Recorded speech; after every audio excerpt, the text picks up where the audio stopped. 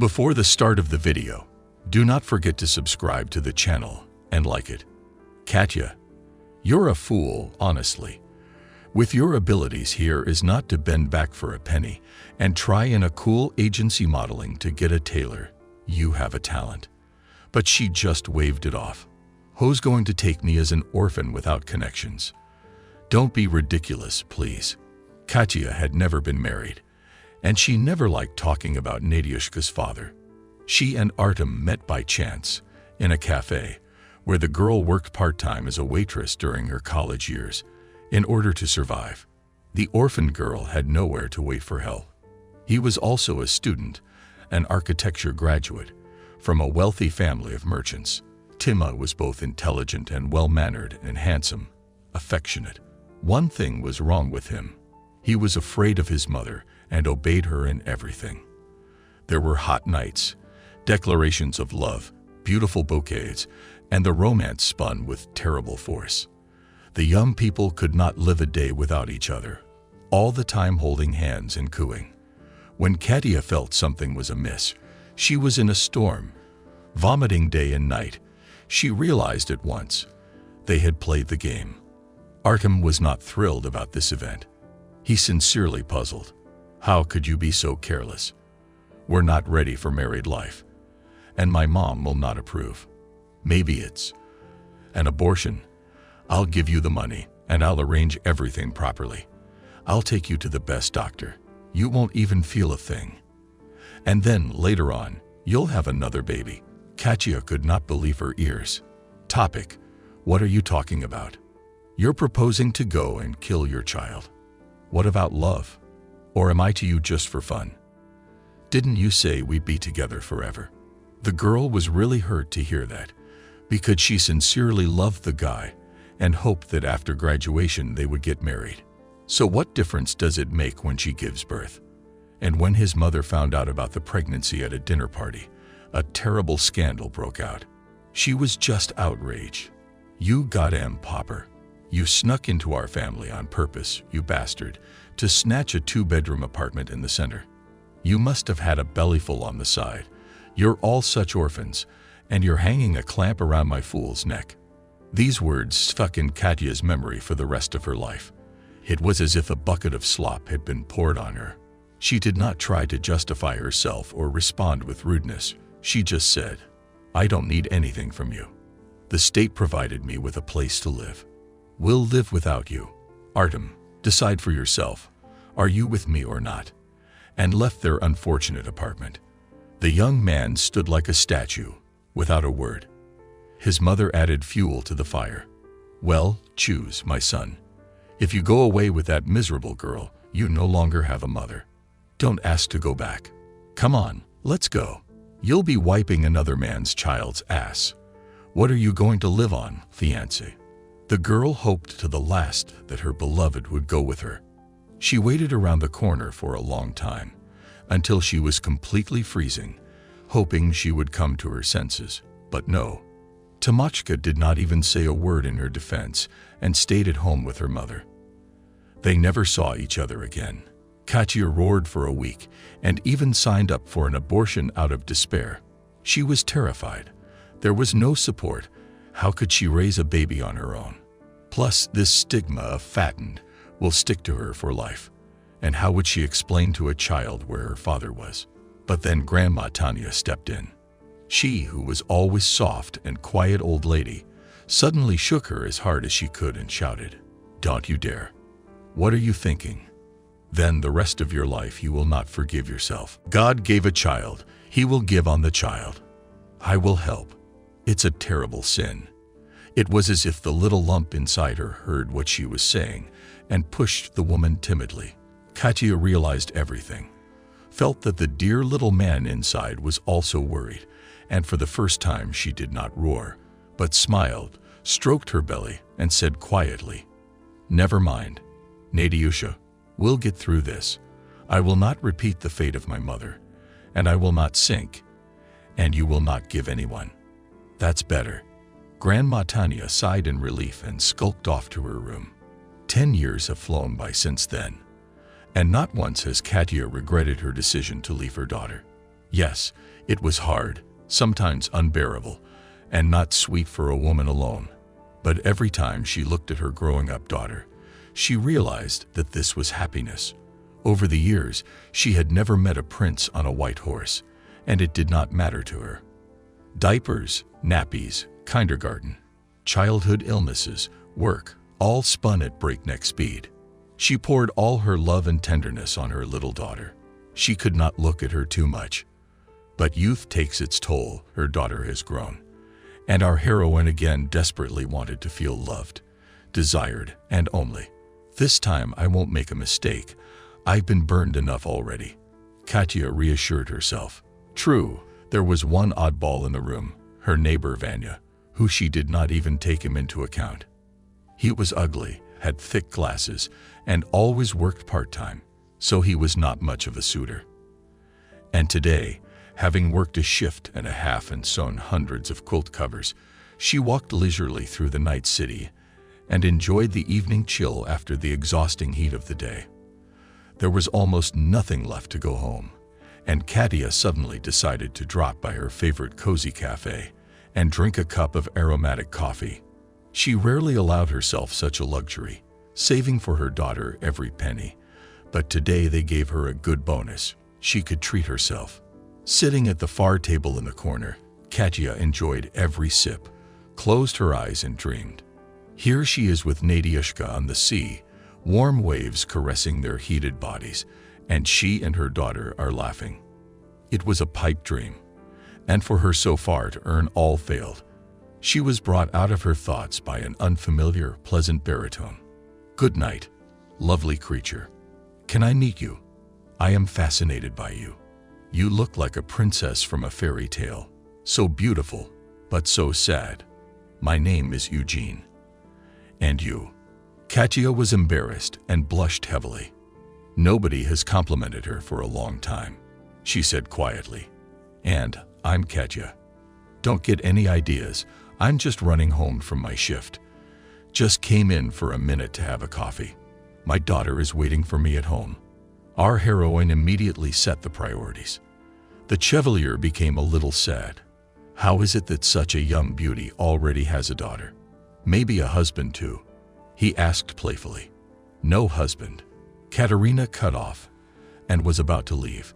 The conversation was becoming unpleasant. The man smiled sincerely. "Excuse me, Katya." In an idiotic way it came out. "I did not want to offend you. Let me walk you home, and we'll exchange phone numbers at the same time. Don't worry, I'm not a maniac. I'm an insurance agent. I work around here. I'm on my way home, so I thought I'd have a cup of coffee too." The young people got to know each other better and decided to meet again. And so, imperceptibly, Katya, longing for male attention and affection, fell in love with Genya. He seemed to her a real man, tall, well-dressed, unmarried, intelligent, and gallant. He really liked this fragile and delicate beauty with huge eyes. They got along well and almost never quarreled. But for one thing, even two. First, Genya was in no hurry to make contact with Nadyushka. The girl would not let him close to him, and he did not seek. He gave her nice trinkets, sometimes just to make a mark. They all went together to the park or a movie, but between his daughter and her lover and felt hanging in the air tension and alienation. This was very upsetting to Katya, because she had always dreamed of a real close-knit family. But Nadyushka was fond of playing with her chubby-eared neighbor, Vanya. They fed pigeons on the roof, gave them funny nicknames. He taught her how to ride a bicycle. They amusingly blew gum bubbles and clapped them with wild laughter. Baba Tanya wasn't crazy about Eugene either. She just kept quiet and turned her head, but it was obvious that she didn't like him. But most importantly, Katya again stepped on the same rake. Genya unconditionally listened to his mother. And because she did not approve of her being an orphan bride with a child, he did not dare to make any serious steps. Though it was almost a year ago, it was time to make up his mind. They often quarreled about it, but it all ended the same way. Genya hugged Katya and whispered, "Well, don't be angry, my fish. We're both so good together. Why spoil everything? Let's wait a little longer. Soon everything will be fine. Katiusha only sighed. She really was very happy with her beloved, and so did not want to feel again unnecessary lonely. All right, she calmed herself. I'll wait a little longer. Maybe Nadia will get used to Zhenya a little better. So probably would have lasted a long time, these courtship, if not for the terrible tragedy that divided the lives of all of our heroes to the before and after. Katerina quickly marched home after another night shift. There were literally 2 turns. The woman was deadly tired and dreamed of a shower and a bed. Suddenly, she heard the screeching of brakes and a foreign car flying at her, even though the light was green for pedestrians. Her body, light as a feather, flew up into the air and unnaturally sprawled on the pavement. A dark red puddle spread out nearby. Somewhere in the distance were heard the screams of rare passers-by at this hour. Someone called the police and an ambulance, but the car drove off in an unknown direction without even stopping. No matter how they tried to identify the culprit, it was no use. The license plate was covered with mud, and the windows were tinted. And there was no one to make a big deal out of it. Katya was in intensive care. No relatives. Everything went quiet. Nadiushka was exhausted, wondering where Mom was. She was never late. You could check her watches by her. Baba Tanya calmed her down as best she could. Well, cheer up, you little brat. Maybe Mom went to the store, or met Zhenya and was talking, or at work was delayed. Anything happens, she'll come soon. Don't worry, my dear. I had a heart murmur, though my own heart was aching and my spine was aching for some reason. For many years of life, the pensioner had long learned this alarming symptom. So, there was trouble. 2 hours later, there was a knock on the door. Everything inside shrank in a terrible foreboding. Crying, Nadia ran to open the door. Standing on the threshold were 2 policemen and 2 women of some sort. The girl was taken aback and let them in. The stern policeman introduced himself to Baba Tanya. Hello. Does citizen Ekaterina Serova live here? Who are you? A relative. He began. Baba Tanya babbled. Yes, this is her apartment. I'm a neighbor, so I look after Nadiusha when Katusha is on the night shift. What happened? Where's Ketya? She was yabbering, sinking into a chair, and her eyes began to darken. The woman realized, brought the pensioner some water, gave her a sedative, and looked at Ketya pitifully. The girl clung to Baba Tanya, feeling something wrong. The woman continued. Serova Ekaterina was hit by a car. She is in intensive care in a coma. Since she has no direct relatives, as far as we know, we take her daughter to an institution until the circumstances are clarified. Those are the rules. Go on, honey, get ready. The guest peacefully began to prepare Nadia. The girl bellowed and barked, and they barely pulled her away from Baba Tanya alive. She begged and pleaded, but it was all in vain. They promised only that Nadia could be taken away at the weekend. Nadia somehow made it through a week in a foreign and gray place. The child was under a lot of stress from what happened to her mother, and then there was this. She wanted to howl and scream as much as she could. She desperately missed her mommy, her home warmth and comfort, her Baba Tanya. At the first weekend, the manager took pity. She saw how the child was suffering, and the girl was allowed to go to the pensioner. Having crossed the threshold of the apartment and cuddled and cried a lot, at once Nadia asked the old woman, Grandma Tanya, I have made up my mind. Mama must be saved. She should be taken to the famous professor, Ignatiev. I have read a lot about him. Otherwise, they won't set her on her feet. And for that, you need money. You take twice as much for cleaning, and I'll help you on weekends and after school until lights out. They don't check us. Please. The little girl begged. Tears came to the eyes of the pensioner. She hugged the child, fondled her. Oh, Nadia, you are too young to work so hard. It is really hard work. Are you sure you have made up your mind? Yes, Grandma, I won't let you down. You know I'm not lazy and hardworking, and I'll do anything for Mommy. The little girl was brave. and so they became a couple twice as much work. Nadyusha dashingly managed with a broom and scrubbed the floors in the entrance twice as fast as the unhurried pensioner. Passers-by could only marvel at the fact that nowadays you rarely see a child willingly helping an adult, and even more fun with jokes and jokes. At the same time, the little girl never complained that she was tired. On the contrary, all this distracted her from bad thoughts. She collected every penny and added up, counting 100 times. One day Eugene came up to them and called out to Nadia, "Nadia, what are you doing? And where is Mom? I haven't been able to call her for 3 weeks," he asked anxiously. The girl was unspeakably happy and clung to the hem of his expensive cashmere coat. "Uncle Genya, help. Mom has been run over by a car.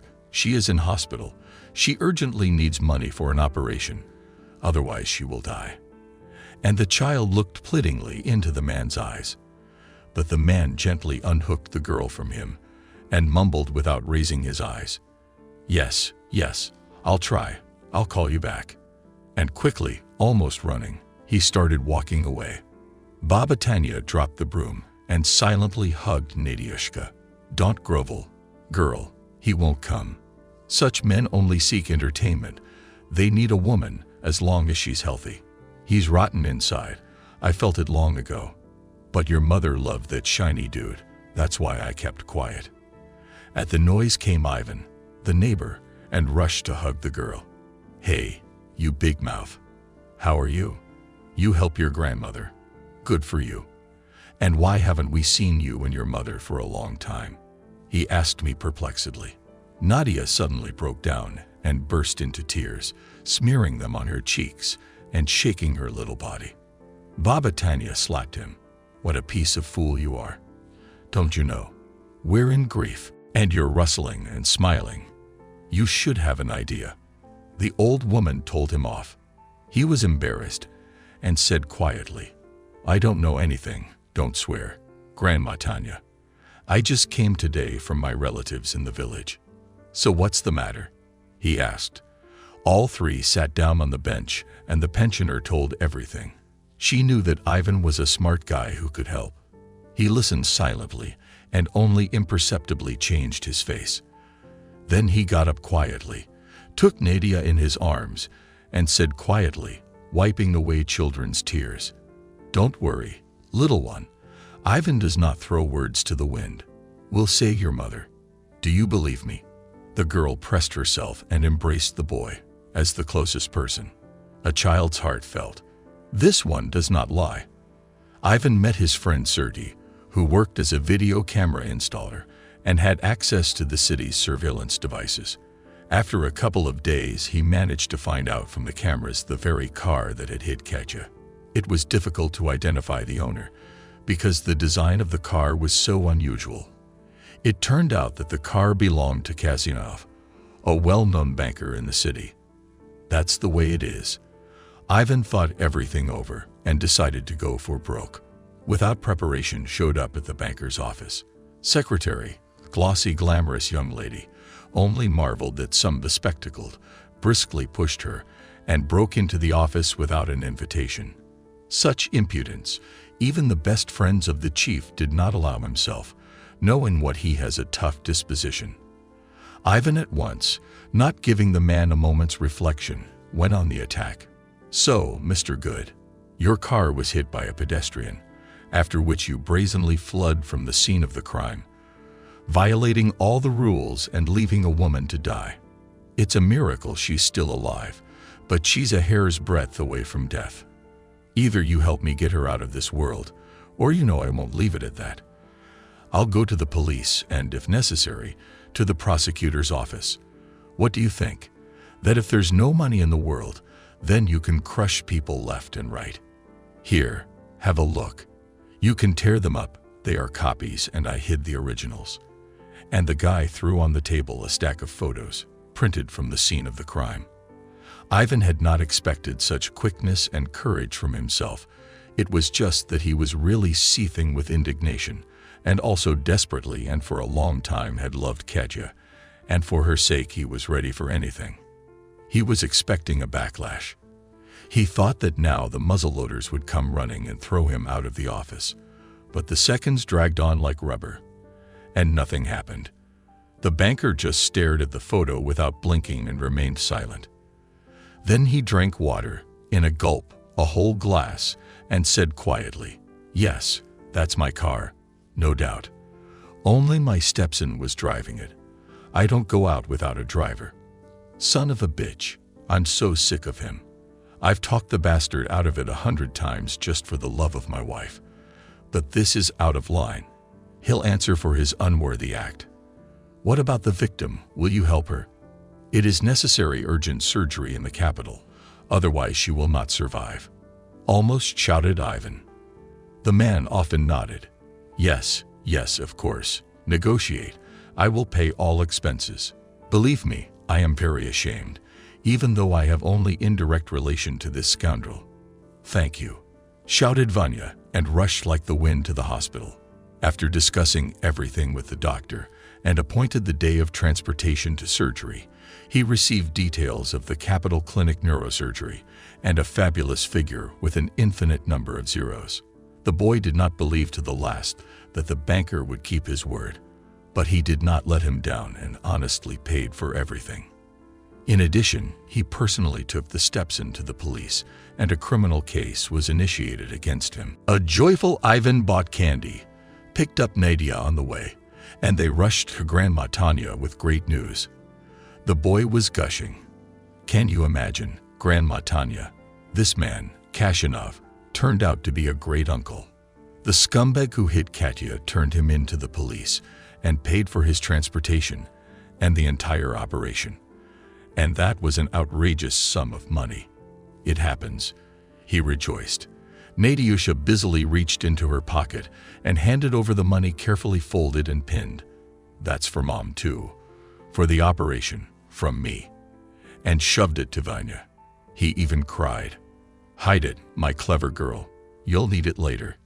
Your mother will be cured for a long time. You'll buy her vitamins. And flicked her nose. Baba Tanya sighed in relief and said softly, Thanks be to God. He knows from there who to punish and who to pardon. And you, Vanya, if it weren't for you. And she hugged the boy maternally. The complicated operation lasted a full 8 hours and was brilliant. Katya survived. The crisis period passed, and she slowly began to recover. Finally, Nadiushka was allowed to visit her mother. The girl was terribly worried, telling herself 100 times that she was a big girl. She would not cry. She put on her most festive dress and braided 2 spikelets. Her mother liked them so much. Baba Tanya got hold of some beautiful, colorful asters, and she and Vanya waited in the corridor. Upon entering the room, the girl was stunned. Her mother had always been thin, but now she was completely translucent. Her head was covered in bandages and her body in tubes. She saw Nadia, smiled weakly, and a tear rolled down from the corner of her eye. The woman whispered softly, Daughter, darling, how have you grown? Come to me. And Nadia swam. The child could not withstand the long separation and ran up to her mommy. Sobbing at the top of her voice, she kissed and hugged her, stroked her hand, and told her how much she loved her. Katya, too, could not contain her emotions, even though she promised the doctor that in no case will not cry. But the heart cannot command. The daughter kept gibbering. Mommy, it was Vanya who saved you. That nasty Genya left, and Vanya found the person who ran you down. The scoundrel was put in jail and paid for your treatment. He's very nice, and he loves us. Maybe you will love him too. I wouldn't mind if you got married. The immediate child gave away all the secrets at once. Ivan timidly entered the room. Despite the bandages and severe thinness, Katya was still the prettiest for him. Sad, huge eyes seemed to burn. Her chin sharpened, and she looked like a fawn.